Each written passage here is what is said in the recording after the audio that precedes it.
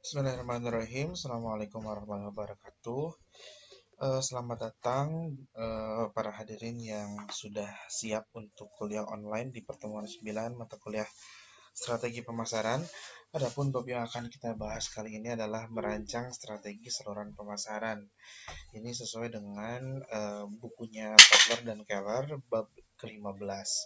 Jadi ini adalah materi untuk mengawali kita pada saat setelah UTS ya, pertemuan 9. Nah, adapun konten yang akan dibahas pada materi hari ini adalah konsep sistem saluran pemasaran yang nanti sebetulnya ada satu konsep lagi yaitu konsep saluran pemasaran, kemudian peran saluran pemasaran, tingkatan saluran pemasaran sampai ke alternatif saluran pemasaran. Nah, ada beberapa games yang di harus diikuti dulu yang nanti akan kita bahas di Google Classroom. Ini gamesnya adalah menyusun kata. Jadi silahkan susun kata ini menjadi satu kalimat yang bagus, jadi satu kalimat yang tepat, gitu ya. Ini game satu, ada 4 games. Nanti akan kita bahas juga di Zoom ya. Kemudian ini games keduanya dan ini kata-katanya. Apabila ini terlalu cepat, tidak apa-apa. Nanti di pause saja videonya. Kemudian nanti kalian susun sendiri ya. Lalu games yang ketiga itu penyusun games yang kedua sebetulnya. Ini ada pertanyaan, apa fungsi utama agen perantara? Silakan dijawab. Dan pada agen perantara siapa yang menentukan harga dan media promosi? Kemudian games yang ketiga ini dia kata-katanya. Silahkan disusun juga menjadi kalimat yang tepat. Nah, pada games yang ketiga ini ada perbedaan dengan yang kedua tadi. Di sini ada pedagang perantaranya ada 2. Nah, maksudnya pertanyaan yang berikutnya, apa manfaat dari adanya 2 tingkatan pedagang perantara tersebut? Oke. Kemudian itu sebetulnya jawabannya ya.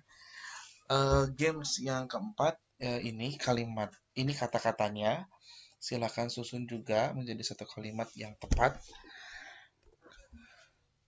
Dan ada satu tambahan pada games yang keempat tadi, satu konsep namanya fasilitator. Fasilitator itu adalah suatu organisasi yang dapat membantu melaksanakan distribusi dari produsen ke konsumen, sehingga eh, produsen dapat memberikan nilai tambah bagi produsennya ya, dengan lebih cepatnya produk yang terkirim, gitu salah satunya. Berikutnya adalah konsep saluran pemasaran. Konsepnya sendiri adalah sekelompok organisasi yang saling bergantung dan terlibat dalam proses membuat produk atau jasa tersedia yang digunakan atau dikonsumsi oleh pengguna akhir.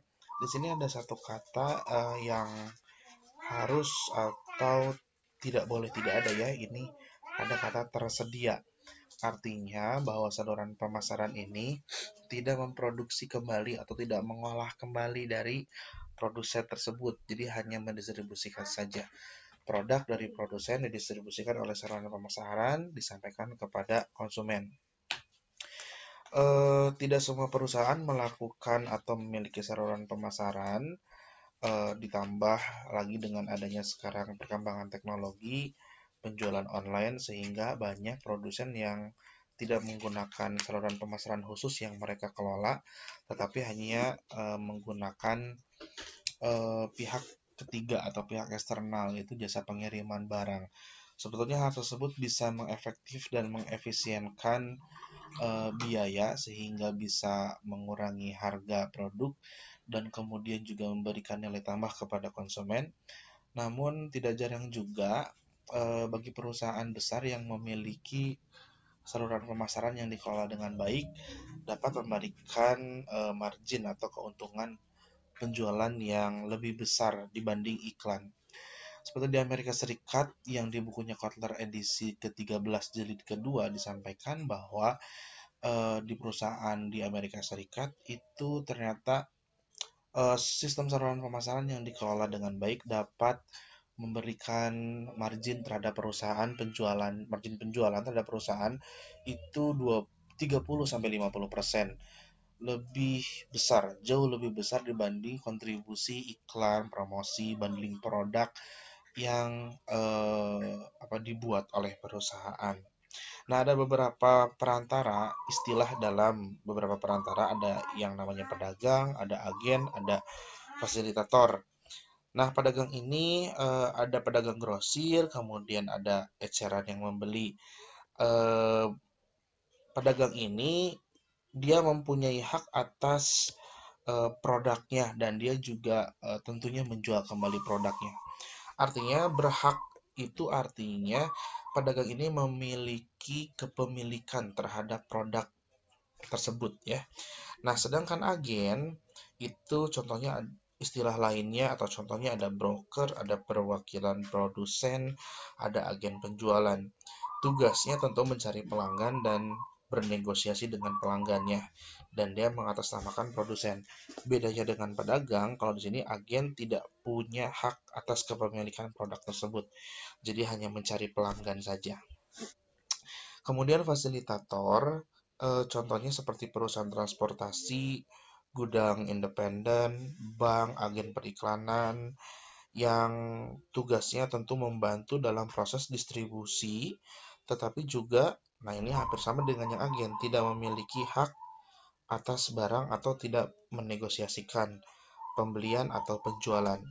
Nah, bagi agen ini, disampaikan di bukunya author itu, eh, pendapatannya agen itu dapat ditentukan oleh agen itu sendiri. Apakah 3% atau 6% dari penjualan produknya. Karena tugasnya mencari pelanggan dan dapat bernegosiasi dengan pelanggannya, gitu ya, untuk agen. Berikutnya adalah konsep sistem saluran pemasaran. Jadi di antara saluran pemasaran tadi ada yang namanya satu konsep, yaitu sistem saluran pemasaran. Namanya juga sistem, ini artinya pengelolaan dari saluran pemasaran. Lebih detailnya, deskripsinya adalah sekelompok saluran pemasaran tertentu yang digunakan oleh sebuah perusahaan. Pemilihan sistem saluran ini juga dipengaruhi oleh 3 karakteristik ya. Ada karakteristik konsumen, ada karakteristik produk, dan karakteristik harga. 3 karakteristik atau 3 kombinasi ini tentunya akan menentukan pemilihan sistem saluran seperti apa yang paling optimal. Nah, pilihan atas sistem saluran pemasaran juga mempengaruhi penetapan strategi promosi. Apakah nanti promosinya promosi bundling produk, kemudian potongan harga, atau promo-promo lainnya.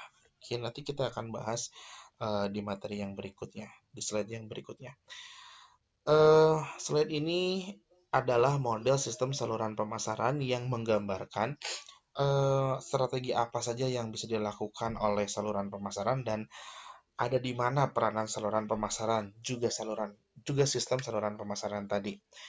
P itu sebentar, ini saya akan tunjukkan dulu ya. Saya tunjukkan dulu ya. Oke. Nah, P ini adalah produsen, K itu adalah konsumen, SP adalah saluran pemasaran. Lalu sistem ada di dalam kotak, dan kotaknya ini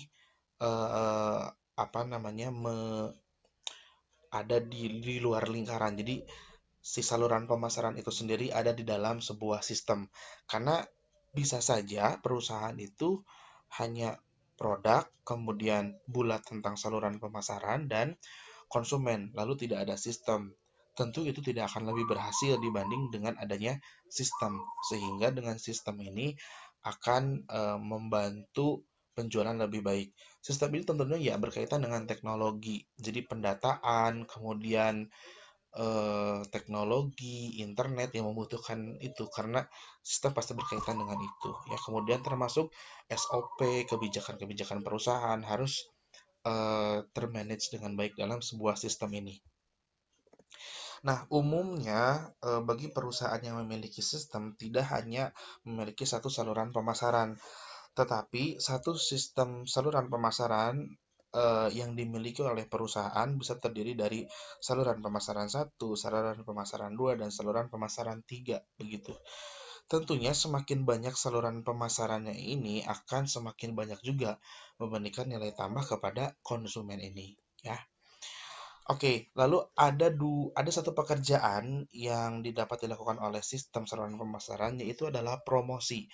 Nah, ada dua strateginya, ada strategi dorong dan strategi tarik. Sebenarnya di buku Kotler juga ada ya, Anda tinggal baca aja nanti. Namun secara umum, strategi dorong ini adalah strategi promosi yang dilakukan oleh sistem saluran pemasaran yang membuat program dengan cara memberikan stimulus kepada saluran pemasaran sehingga saluran pemasaran tadi dapat mendekatkan dirinya terhadap calon pelanggan atau pelanggan potensial tentang produk produsennya tadi. Sehingga seperti potongan harga, kemudian bundling produk, promo-promo yang lainnya, event itu dirancang oleh produsen, diberikan kepada saluran pemasaran dan diberikan kepada konsumen. Jadi push strategi atau strategi dorong.